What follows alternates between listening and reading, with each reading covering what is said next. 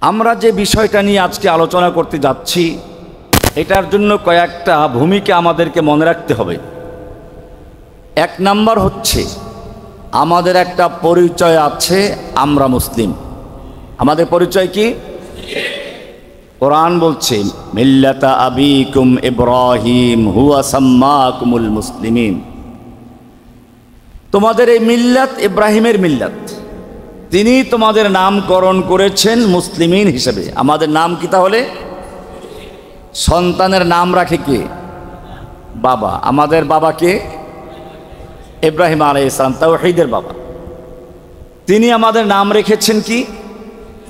মুসলিম। এটা আল্লাহ তাআলা বয়ান করে, তার মানে আল্লাহ সিল মোহর লাগাই দিলেন যে এটা ঠিক আছে, তোমাদের নাম মুসলিম। আমাদের একটা দিন আছে, তার নাম কি? ইসলাম। ইন্নাদ-দীনা ইনদাল্লাহিল ইসলাম। এবারে প্রশ্ন হচ্ছে, ইসলাম পালন করা অবস্থায় অন্য কোনো দিন বা অন্য কোনো মতবাদ অন্বেষণ করা, তার ভিতরে সফলতা অর্জন করার চেষ্টা করার সুযোগ আছে কিনা? আমরা কোরআনকে জিজ্ঞেস করব। কোরআন বলছে ওয়ামান ইয়াবতাগি গায়রাল ইসলামি দীনান ফালান ইউকবালা মিনহু। ইসলাম গ্রহণ করার পরে যে ব্যক্তি ইসলাম বাদ দিয়ে অন্য কোনো দিন অন্বেষণ করে, অন্য কোনো দিনের মধ্যে কল্যাণ খুঁজে বেড়ায়, ফালান ইউকবালা মিনহু, তার থেকে কিছুই গ্রহণযোগ্য হবে না। তার সালাত, সিয়াম, হজ, যাকাত, তাসবিহ, তাহলিল, নফল, ফরজ যত ইবাদত করুক, ফালান ইউকবালা মিনহু, তার থেকে কিছুই গ্রহণযোগ্য হবে না। ওয়াহুয়া ফিল আখিরাতি মিনাল খাসিরিন, সে আখিরাতে ক্ষতিগ্রস্তদের অন্তর্ভুক্ত হবে। পরিষ্কার হয়ে গেল। এবারে আল্লাহ রাব্বুল আলামিন আমাদেরকে বললেন তোমাদের নাম মুসলিম, এই মুসলিম পরিচয় দিয়ে চলবে। আমাদের পরিচয় দিতে বলেছেন কি? আমরা কোরআন থেকে নিব। কোরআন বলছে ওমান আহসানু কাওলাম মিম্মান দাআ ইলাল্লাহি ওয়া আমিলা সালিহান ওয়া ক্বালা ইন্নানি মিনাল মুসলিমিন। ওই ব্যক্তির চেয়ে ভালো কথা আর কার হতে পারে যে মানুষকে আল্লাহর দিকে আহ্বান করে? কার দিকে আহ্বান করব? কার দিকে? না কোনো দলের দিকে, না কোনো ব্যক্তির দিকে। এই এখন কারারক্ষী আসছিল আমার সাথে দেখা করার জন্য, জেলখানায় আমার রুমের সামনে লিখে রেখেছিলাম, ব্যক্তি ও দল ক্ষণস্থায়ী, আল্লাহ চিরস্থায়ী। তুমি যদি নিজেকে উৎসর্গ করতে চাও আল্লাহর জন্যই করো, কোনো ব্যক্তি বা দলের জন্য নয়। ব্যক্তি ও দল বলেন ক্ষণস্থায়ী, ব্যক্তি ও দল আল্লাহ। যদি তুমি নিজেকে উৎসর্গ করতে চাও কার জন্য করবে? কার জন্য নয়, কোনো ব্যক্তি বা দলের জন্য নয়। দাওয়াত দেব কার দিকে? কে বলেছেন? ওয়ামান আহসানু কাওলাম মিম্মান দাআ ইলাল্লাহ। ওই ব্যক্তির চেয়ে ভালো কথা আর কার হতে পারে যে মানুষকে দাওয়াত দেয় কার দিকে? আল্লাহর দিকে। তাহলে আমরা দাওয়াত দেব কার দিকে? না কোনো ব্যক্তির দিকে। প্রত্যেকটা দল বা ব্যক্তি পূজারী যারা, কেমনে সে গিয়ে ওই ব্যক্তির মুরিদ বানাবে এই চেষ্টা থাকে। যারা দল করে তাদের চেষ্টা থাকে কেমনে ওই দলের তাকে সদস্য বানানো হবে। অথচ আল্লাহ সুবহানাহু ওয়া তাআলা পরিষ্কার করে দিয়েছেন আমরা দাওয়াত দেব কার দিকে? ওয়া আমিলা সালিহান, এবং সে নেক আমল করলো, অকালা, এবং সে পরিচয় দিল, ঘোষণা করলো। কি ঘোষণা করলো? আমি অমুক দলের সদস্য, আমি অমুক পীর সাহেবের মুরিদ। কি পরিচয় দিতে বলেছেন? অকালা ইন্নানি মিনাল মুসলিমিন, আর সে পরিচয় দেয়, বলে আমি একজন মুসলিম, আমি একজন। পরিষ্কার হয়ে গেল। কোরআনে এ সম্পর্কে আরো সুন্দর কথা আছে। কুল হাযিহি সাবিলি, বলো এটাই আমার রাস্তা। কুল, নবীকে বলা হচ্ছে আপনি বলে দিন। যারা কর্মসূচি চায়, কাজ চায়, আমাদের অনেক ভাইরা আছে, সাহেব কি কাজ করব? তো আল্লাহ রাব্বুল আলামিন কিয়ামত পর্যন্ত যারা কর্মসূচি চায় তাদের উত্তর নিজেই দিয়েছেন। রসুলকে বলছেন আপনি বলে দিন, অর্ডার। কুল হাযিহি সাবিলি, বলুন এটাই আমার রাস্তা। আদউ ইলাল্লাহ, আমি আল্লাহর দিকে মানুষকে আহ্বান করি। কার দিকে? এরপরে কি বলছেন? আলা বাসীরাতিন, জেনে বুঝে। তার মানে অন্য সকল দিনের থেকে, অন্য মতবাদ থেকে, অন্য সকল তন্ত্র মন্ত্র থেকে আমি যে আল্লাহর দিকে আহ্বান করি সেটা যে পরিষ্কার এবং সত্য। আলা বাসীরাত, জেনে বুঝে তারপরে দাওয়াত দিচ্ছি। তারপরে এরপরের অংশটা কি? আলা বাসীরাতিন, তারপরে আনা ওয়া মান ইত্তাবাআনি। কি বলা আছে?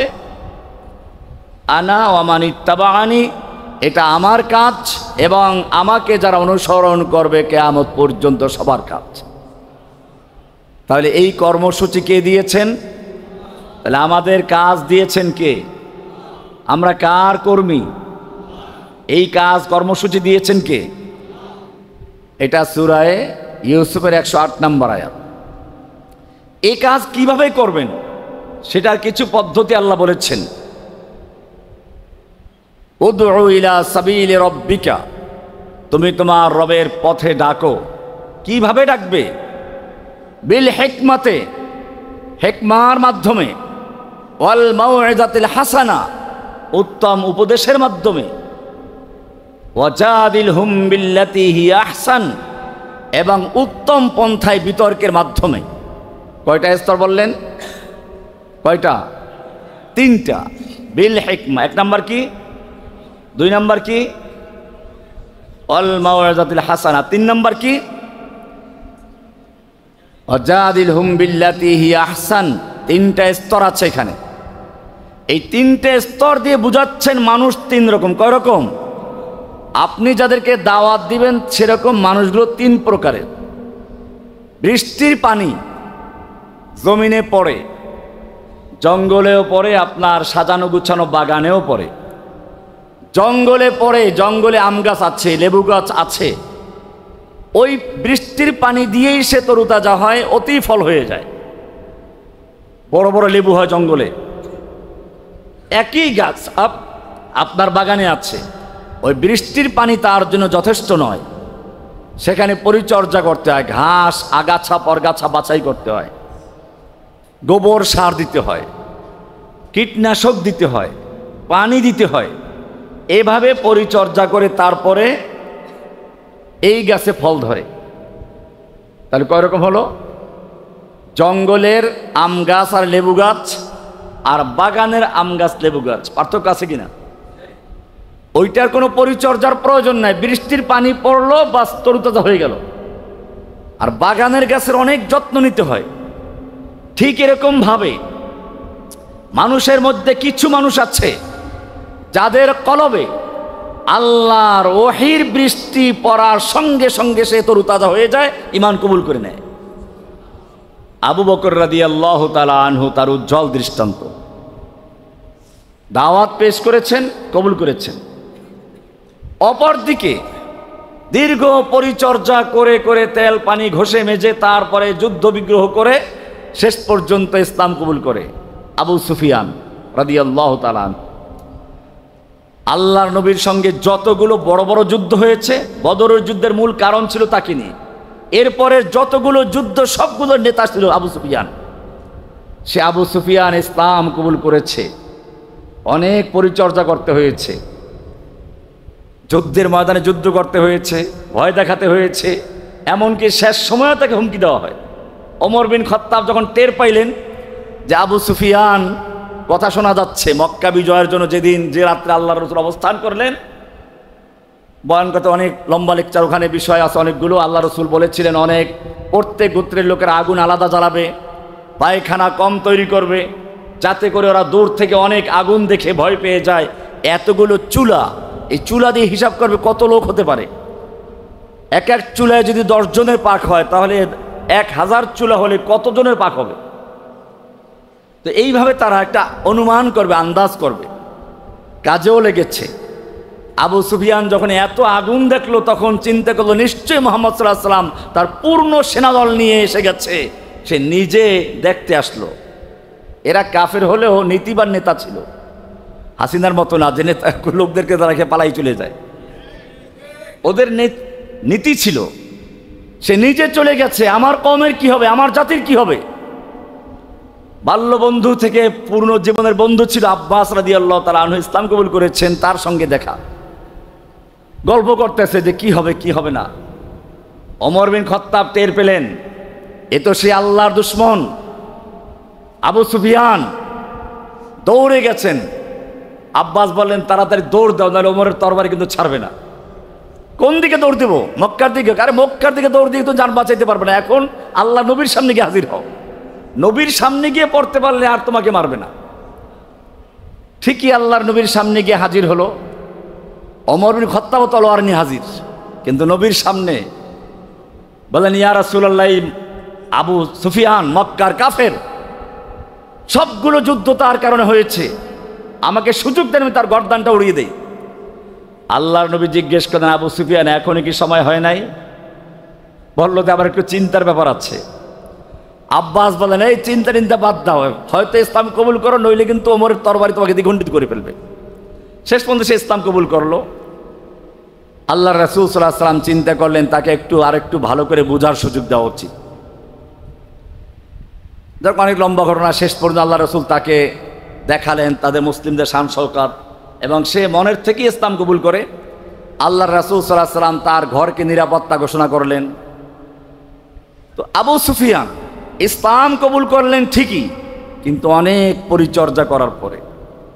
আল্লাহ সুবহানাহু ওয়া তাআলা এখানে সে কথাই বলেছেন, উদউ ইলা সাবিলি রাব্বিকা বিল হিকমা।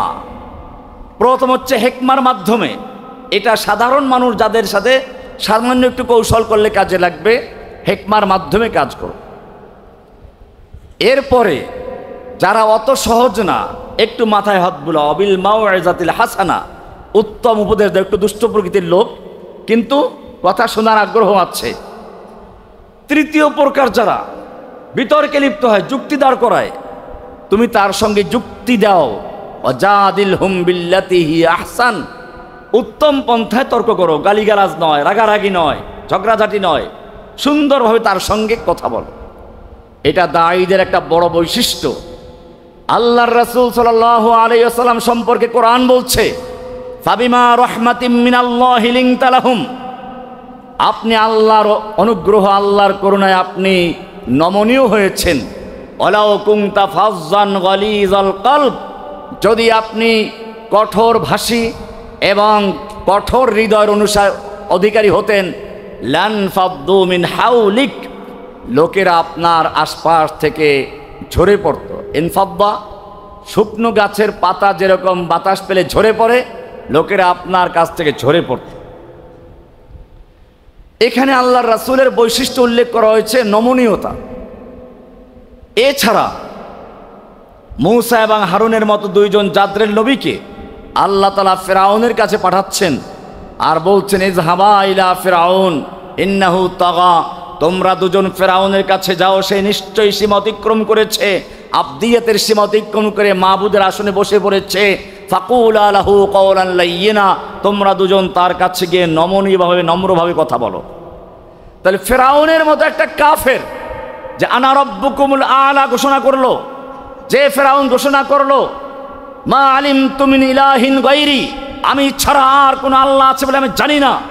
আরো বলল লা ইন ইত্তাখাযতা ইলাহান গায়রি লা আজআলান্নাকা মিনাল মাসজুনিন, আমি ছাড়া অন্য কাউকে যদি আল্লাহ বলে মনে করো, বিশ্বাস করো, লা আজআলান্নাকা মিনাল মাসজুনিন, সোজা একেবারে জেলে ঢুকিয়ে দেব। এই ফিরআউনকে দাওয়াত দিতে বলা হচ্ছে মূসা এবং হারুনের মতো দুজন জাদ্রেল নবীকে। তারপরে বলা হচ্ছে ফাকুলা লাহু কওলান লাইয়িনা, তোমরা দুজন তার কাছে গিয়ে নম্রভাবে কথা বলো। আপনি আমি যাদেরকে দাওয়াত দিচ্ছি তারা ফিরআউনের মতো না, ফিরআউনের চেয়ে খারাপ না, আর আপনি আমিও মূসা আর হারুনের চেয়ে উত্তম না। আপনি আমি মূসা এবং হারুনের চেয়ে উত্তম না, আর যাকে দাওয়াত দিচ্ছি সেও ফিরআউনের চেয়ে খারাপ না। ওর চেয়ে খারাপ আর কি হবে? এইরকম দুইজন জাদ্রেল ব্যক্তিকে, আপনার আমার চেয়ে ভালো ব্যক্তিকে, আমরা যাকে দাওয়াত দিচ্ছি তার চেয়ে খারাপ ব্যক্তির কাছে পাঠিয়ে আল্লাহ তাআলা বলছেন ফাকুলা লাহু কওলান লাইয়িনা, তোমরা ওদের সাথে গিয়ে নম্রভাবে কথা বলো। আপনি দায়ী, আপনার ভাষা হবে নরম, এটা মনে রাখতে হবে, জেহাদের ভাষা আলাদা, দাওয়াতের ভাষা আলাদা। দাওয়াত দিতে থাকতে হবে। কাকে দাওয়াত দিবেন?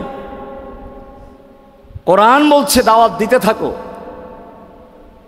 আপনি হাদিসটা দেখেছেন, একজন লোক একজনকে দাওয়াত দিচ্ছিল, বারবার দাওয়াত দিচ্ছিল, নসিহত দিচ্ছিল, আর সে একটা পাপ বারবার করছিল।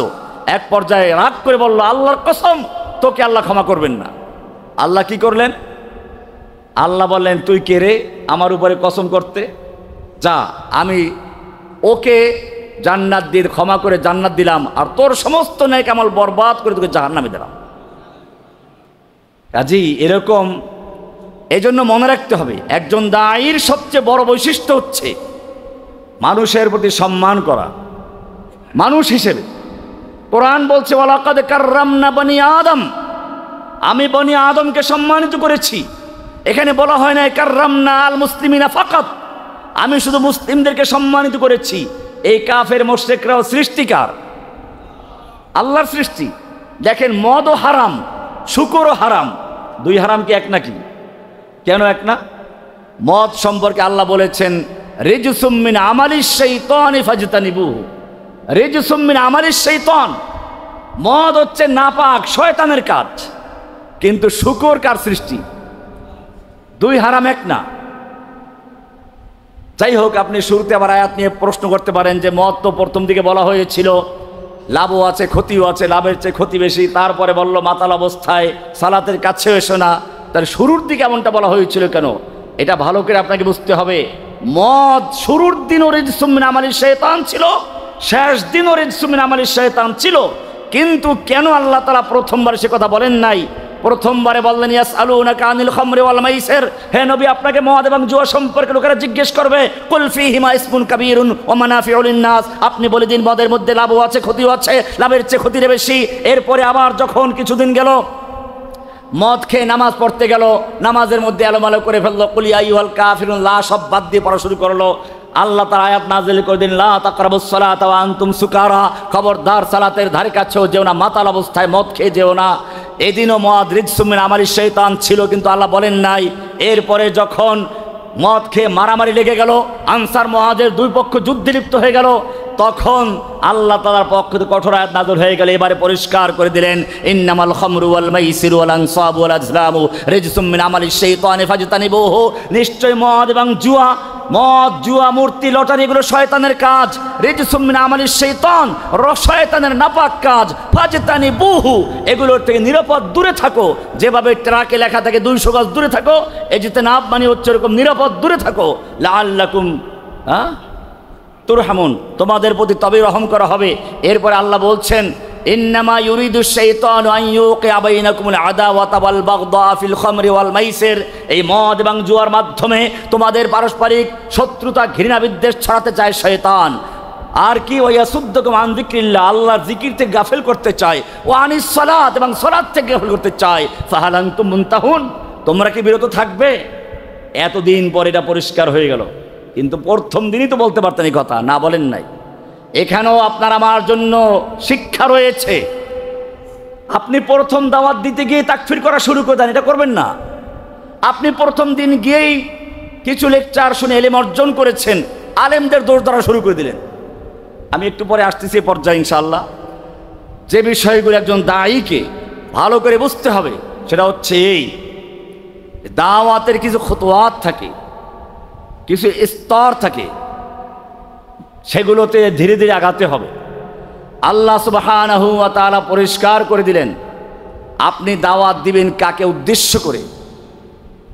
সূরা ইয়াসিনের শুরু থেকে পড়বেন, কি সুন্দর বলা আছে, ইয়াসিন অল কোরআনিল হাকিম। তার মানে এই কোরআন, যে কোরআনের দিকে আপনি দাওয়াত দিচ্ছেন, এটা সাধারণ কোনো কিতাব নয়। অল কোরআনিল হাকিম ইন্নাকা লামিনাল মুরসালিন, আপনাকে আত্মবিশ্বাসী হতে হবে, আপনি মুরসালিনদের একজন, আপনি যেও সাধারণ কেউ না। আপনাকেও বুঝতে হবে আপনি একজন দায়ী, আপনি একজন আল্লাহর সৈনিক। আস্থা বিশ্বাস নিয়ে, মনের সাহস নিয়ে তারপরে কাজ করতে হবে। অনেক বাধা বিপত্তি আসবে, আপনি বলবেন আমি কার সৈনিক। একটা মানুষ যদি একটা দল করে, সে নিজেকে ভাবে আমি অমুকের সৈনিক, তখন সে স্লোগান দেয়, আমরা সবাই অমুকের সেনা, ভয় করি না বুলেট বোমা, স্লোগান দেয় না? আপনি আমি কার সেনা? দলিল আছে কোরআনের সূরা ফাতর 7 নম্বর আয়াত দেখবেন, ওয়ালিল্লাহি জুনুদুস সামাওয়াতি ওয়াল আরদ, আল্লাহর অনেক সৈন্য আছে আসমানে, অনেক সৈন্য আছে জমিনে। অনেক সৈনিক আসমানে, অনেক সৈনিক জমিনে। আসমানে সৈনিক কারা? জমিনের সৈনিক কারা? জমিনের সৈনিক আমরা। সুতরাং লা তাসালনি মান আনা, আনা মিন জুনদিস সামা, আমায় জিজ্ঞেস করো না আমি কি, আমার পরিচয় কি, আমি আল্লাহর সৈনিক। আপনি যদি সাহস রাখতে পারেন, কাফেরদের কলিজায় ভয় ঢুকে যায়, ওরা আপনাকে গুলি করতে সাহস করবেন ইনশাআল্লাহ। আমাকে পারে না, আমি সেই গল্প এখন করছি না। গুলি করতে নিয়ে গেছে, খালি একটা বলেছি, তোরা যার সৈনিক, যাদের নির্দেশে কাজ করছিস, জেনে রাখবি আমি আল্লাহর সৈনিক। কিয়ামতের মাঠে তোদের সঙ্গে আমার দেখা হবে ইনশাআল্লাহ। আর শুধু কিয়ামতই না, যদি বুকের পাটাকে গুলি কর, তোরা এলিয়ন না আসমান থেকে আসো নাই, এই বাংলাদেশের ভূখণ্ডে তোদের স্ত্রী সন্তান আছে, বাড়ি ঘর আছে, যদি রহমানি একটা গুলি খায়, তোদের গোষ্ঠী সদ্য গুলি করে উড়িয়ে দেওয়া হবে ইনশাআল্লাহ। এক ভয়ে কি গুলি করবে, কে তাড়াতাড়ি পালাও নিয়া, এর নিয়ে ঝামেলা করার দরকার নাই। এমনি দেখো না বলগার সব মরছে, তার সব নাকি ওনার হুকুম মরছে। আমি জানি না কার হুকুম মরেছে, ওরা বলতো আর কি। ওরা বলতো বলগার যতগুলা মরেছে সব আমার নির্দেশে মরেছে। আমি না করতাম না, যাতে ওদের কলিজা ভয় থাকে। আমি বললাম বলগার যদি আমার কথায় মরে থাকে, জেনে রাখবি রহমানির কথায় যদি বলগার যদি মরে থাকে, রহমানির কথার ভিত্তিতে, তাহলে রহমানের উপরে যারা আঘাত করবে তাদেরকে আসমান থেকে জমিনের নিচেতে খুঁজে বের করবে ইনশাআল্লাহ। কোনো গর্ত থেকেও পালাতে পারবি না। ভয় পেয়ে গেছে, কিসের গুলি করবে? আমরা সৈনিক কার? যাকে তুমি চিনো না, সে তোমার কথা কান লাগিয়ে শুনছে এবং সে দাওয়াতের কাজ করবে, আল্লাহ তাকে দিয়ে অনেক বড় কাজ নেবেন। তুমি ওই রকম দাওয়াতের কাজ চালাতে থাকো। এদের মধ্যে কেউ একজন আছে, কেউ একজন আছে যাকে তুমি চিনো না, কিন্তু কে চিনে? আসমানওয়ালা চিনেন। জমিনে সে পরিচিত না, আরো সে পরিচিত। জমিনের লোকেরা তাকে চিনে না, তার আলোচনা করে না, আরো সে তার আলোচনা হয়। ইন্নামা তুনযিরু, আপনি হন সেই ব্যক্তি, আমি হই সেই ব্যক্তি। এই ব্যক্তির পাওয়ার কি এবারে শুনুন, আরো সামনে চলুন। আল্লাহ বলছেন, ইয আরসালনা ইলাইহিমুস নাইনি ফাকাযযাবুহুমা, আমি দুইজন রসুল পাঠাইলাম, সেই দুইজন রাসূলকে তারা মিথ্যাবাদী বলে আখ্যায়িত করলো। ফাআজ্জাজনা বিসালিসিন, এবং তাদের সাহায্যের জন্য আবার তৃতীয় আরেকজন রসুল পাঠাইলাম, তাদের সবাইকে তারা মিথ্যাবাদী বলে আখ্যায়িত করলো। এই সময় ওই যে অপরিচিত লোকটা সে দৌড়ে আসলো। ওয়াজাআ মিন আকসাল মাদিনাতি রাজুলুন ইয়াসআ, শহরের প্রান্ত থেকে সেই অপরিচিত রজুলুন, এক ব্যক্তি, কোন নামটাম নাই, রজুল, কেউ তাকে চিনে না, নাকেরা। রজুলুন মারিফা না নাকেরা? বেশিরভাগ তো আমাদের সাধারণ শিক্ষিত লোকেরা এটা নাকেরা মানে অপরিচিত। রজুলুন, এক ব্যক্তি দৌড়ে আসলো।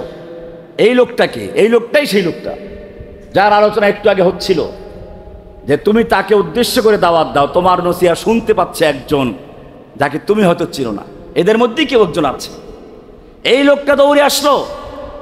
ফাকাল ইয়া কওমি ইত্তাবিউল মুরসালিন, হে আমার কওম, তোমরা মুরসালিনদের কথা শুনো। দেখা গেল এই লোকের কথা অনেক কাজ হয়েছে। কেন?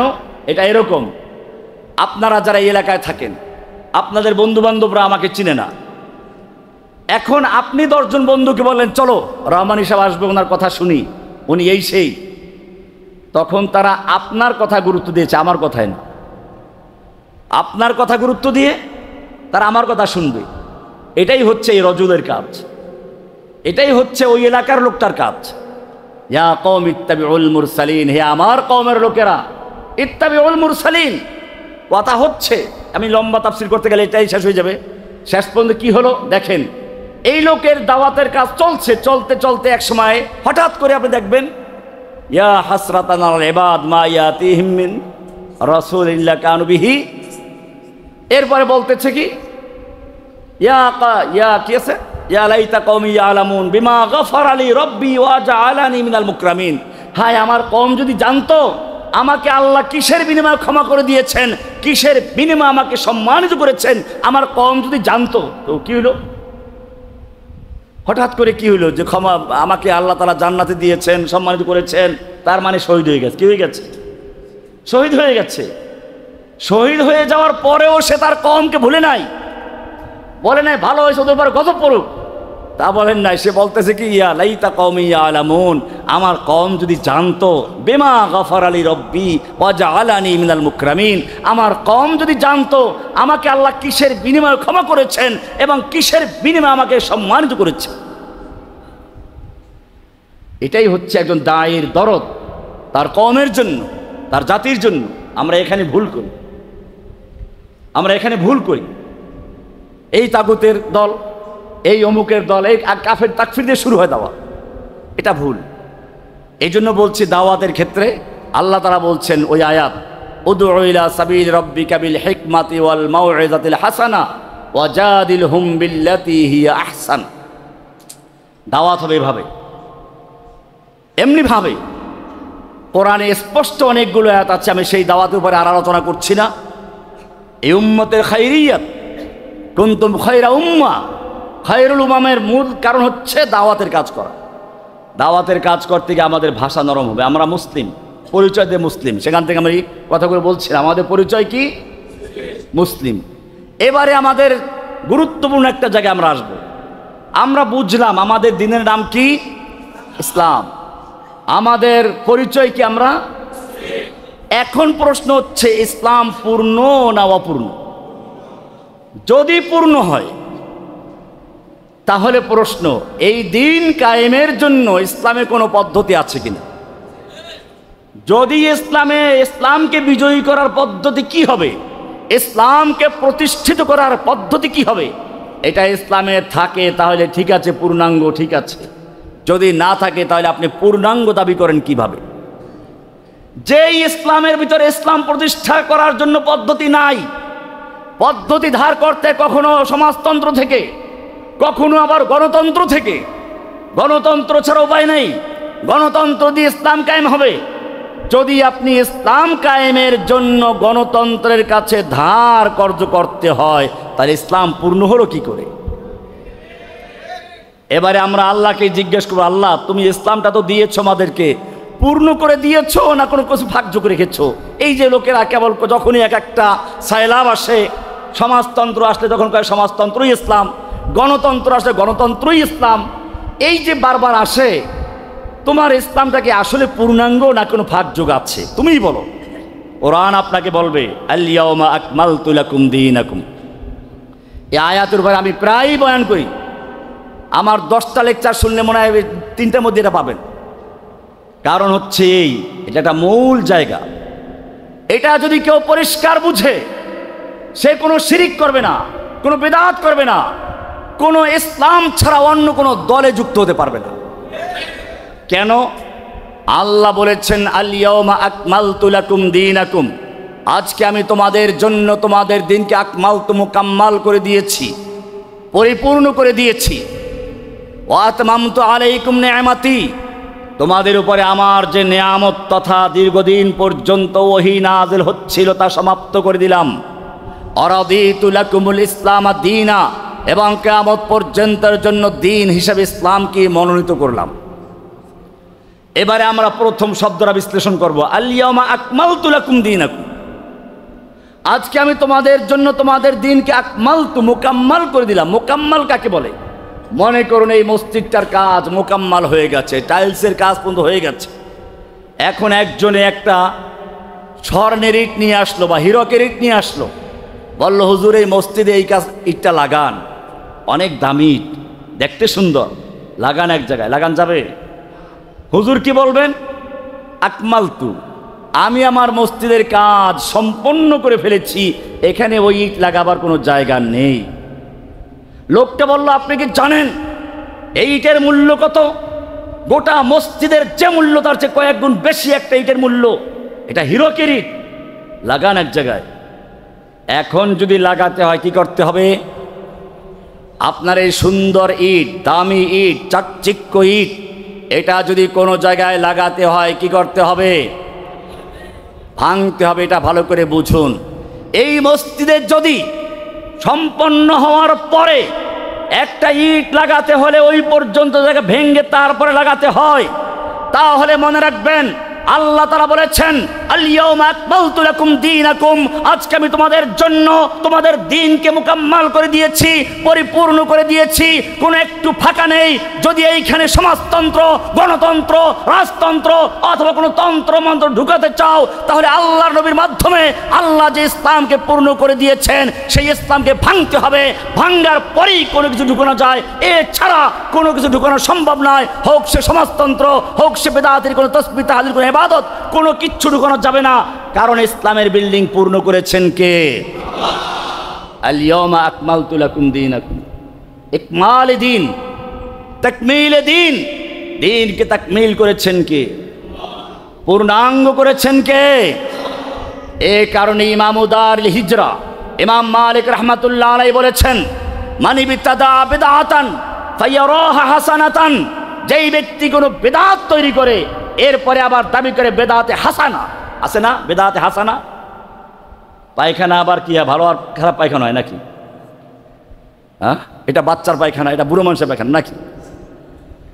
আল্লাহর ইমাম মালিক রাহমাতুল্লাহ আলাইহি বলছেন মান ইবতাদা বিদআতান, যেই ব্যক্তি কোনো বেদাত তৈরি করলো, ফায়ারাহা হাসানাতান, এরপরে আবার সেটাকে বেদাতে হাসানা বলে মনে করে, বেদাতে হাসানা এটা খারাপ বেদাত না, ফাকাদ জাগামা আন্না মুহাম্মাদান সাল্লাল্লাহু আলাইহি ওয়াসাল্লাম খানা ফির রিসালা, সে যেন দাবি করলো, জেনে বুঝে হোক না জেনে হোক, সে নিশ্চয় দাবি করেছে মুহাম্মদ সাল্লাল্লাহু আলাইহি ওয়াসাল্লাম রিসালাতের দায়িত্বে খেয়ানত করে গেছেন। কেন? আল্লাহ বলছেন আল-ইয়াওমা আকমালতু লাকুম দীনাকুম, তোমাদের দ্বীনকে পূর্ণ করে দিয়েছি, আর তুমি বললা পূর্ণ হয় নাই, কিছু ঢুকাতে হবে। তাহলে খেয়ানত করেছেন কে? চিন্তা করেছেন? এই কারণে আল্লাহর রাসূলও ফাঁক ফোকর রাখেন নাই।